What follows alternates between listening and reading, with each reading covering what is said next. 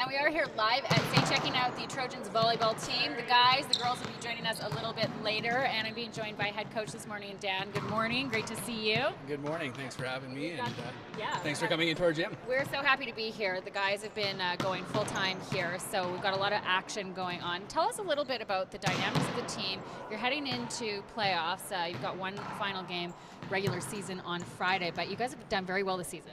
Yeah, absolutely. We're really excited entering the final weekend of league play. We think we can come away with 2 wins, which will put us third in our conference going into playoffs, and that's a good place for us to be. Our guys have been steadily improving all year, and we're looking forward to proving how good we can be on both a provincial scale and then hopefully a national scale. Okay, awesome. And you do have athletes here from essentially all over the world.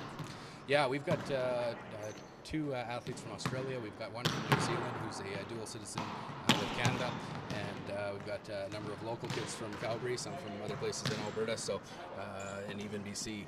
We're well represented by athletes around Canada and the world, and they all bring something unique to our team. Good. It's a good mix, and you've done something a little bit different here as your first year of head coach. You've brought in some technology that you've used throughout the season to help your players. Why was that something that you wanted to bring in?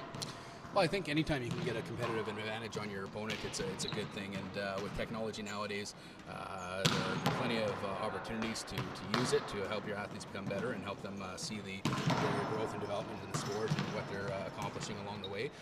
So having that measurable feedback with some of those pieces of technology that we'll see later today is essential in my opinion.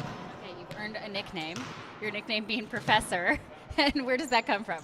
Yeah, I think I'm pretty technical in the way that I approach the game, and I really like to rely a lot upon evidence and measurable evidence.